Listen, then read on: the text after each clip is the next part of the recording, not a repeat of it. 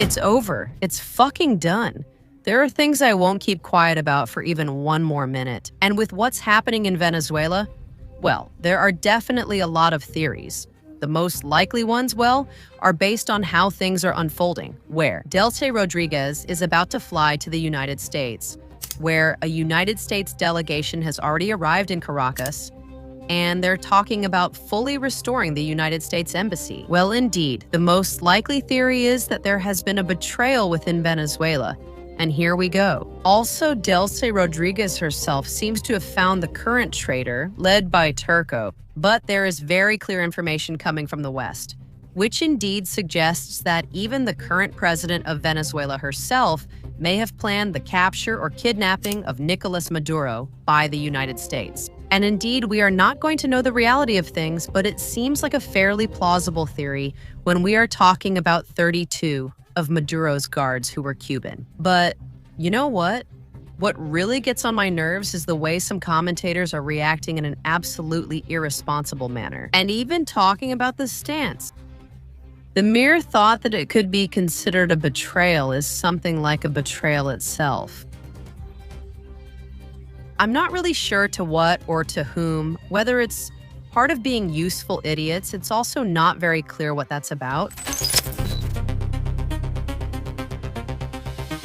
So let's talk here about something that, I repeat, has really gotten on my nerves lately, which is the topic of why some people lately can't stop talking about the Venezuelan revolution and how we're here, standing up to the United States, filling everything with headlines like Donald Trump is in shock. Venezuela has won. All they do is stir things up, act in a completely irresponsible way, and actually harm the Venezuelan people by denying them access, not just to the truth, but even to a minimum of critical thinking. Because what is absolutely obvious is that if there hasn't been any betrayal, then Nicolas Maduro is a piece of shit. All he has done is destroy the legacy of Hugo Chavez, because for months it has been said and confirmed that a direct attack against Venezuela was being prepared. And what has he done to prepare for it? And for himself, absolutely nothing. Seriously, are you telling me, or are you just saying it? Or are we going to pretend that the Venezuelan army is completely useless? They don't know how to activate air defense, fall asleep during United States attacks, and don't expect it to happen to them. But then a single drone flies over the presidential palace, which is later revealed to be Venezuelan. But this is, in fact, something that can happen to any state. And oh my God, once the kidnapping of Nicolas Maduro has taken place, then the whole damn air defense system is activated at once. Let's consider this message claiming there's been no betrayal. Here everyone is strong. Here everyone is revolutionary. Here we will wait for Nicolas Maduro until the end of time, and Nicolas Maduro will come back. It's a damn pink cloud that some people have created for who knows what reason. But what pisses me off the most is that they're trying to blame others for wanting to monetize the Venezuelan issue, and they're trying to blame us from the side of those who spend hours and hours sitting in front of a damn computer, being live most of the day and not having the guts to set foot on Venezuelan soil. And here, the truth is, it really pisses me off because I've been someone who has lost so much. In terms of subscribers at the time, I mean a lot in monetary terms, a lot on every level. Absolutely, just for traveling here to Donbass. But this was a cause I believed in. And here, in fact, I've lost friends who were truly revolutionary. And it really pisses me off that those who are now trying to use the cause of the revolution are doing it to set up something like a cult. On the internet, all they do is deceive the vast majority of their subscribers and, in fact, monetize other people's suffering. But watch out, okay? They don't have the guts to set foot on Venezuelan soil because, of course, to travel to Venezuela, you have to stop being live because, of course, a lot of things happen in Venezuela. And at any given moment, you might get hit by a bomb. I mean, we're not even talking about living under attack from an arrestnik. At least spend some time in a trench and have some damn mortars fall on you. For example, it happened to Alexis Castillo and me in Yesenobatia, where we literally had to run through a neighborhood in Donbass, through a neighborhood in Yesenobatia, in a particular region of Donetsk, while mortars were falling on us and we had nowhere to hide. Alexis Castillo was a true revolutionary. He was a convinced communist who really believed that the revolution was there. He believed in Maduro, Venezuela, the Donbass cause, and many others. But do you know where he is now? He's dead because of his ideals, because he had the guts to actually stand on the damn battlefield and do more than just go live and blame others for betraying. It's not really clear what exactly, so I'm going to leave this here as a message for the future and for all those who have the guts to say anything to us. To those of us who are really analyzing reality, I mean, not what we would like it to be, not what it seems to us, not what we've dreamed at some point, not what we make up with our headlines. Clickbait. No, no, the damn reality. And in the damn reality, it turns out that right now, the current government of Venezuela is about to make a deal with the United States. And it turns out they've already released the political prisoners. And it turns out they're already taking steps that clearly show they're reaching agreements with the United States. Everything else is just holy pills, and we don't know if they're going to be the cure for anything or not. But what really gets on my nerves is that the vast majority of all those people who talk about geopolitics, about international politics, and especially about international conflicts and wars, they haven't seen a damn conflict. And the ones who've seen the most have spent 3 days in Donbass. Yeah, that. And they only left here because they had a lot of things to take care of. Nothing related to it.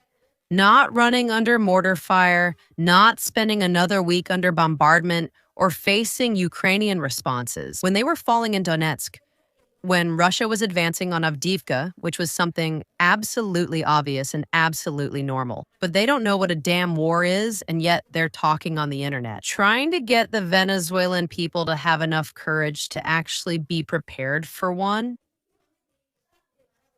What do I wish for most as a war correspondent in Donbass? I swear to God, really. Above all, I wish this damn war would finally end, as I've witnessed so much suffering, it's hard to believe. And what I would like least in the world is for similar wars to start anywhere on the globe.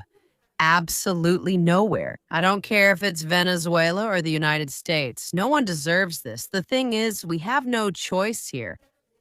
We've been saying this since 2014. We've been trying again and again to solve this peacefully, and there has been no way. And in fact, the first ones to attack were them, against the civilian population of Donbass. And in these last few weeks, before the entry of the troops from the Russian Federation, the attacks intensified. It's not just me. The Organization for Security and Cooperation in Europe says so too. Everything else is just stories. Everything else is simply stirring up public opinion and taking economic advantage of it. It's clear time spent live on air is time not on the battlefield in Ukraine, Venezuela, or elsewhere.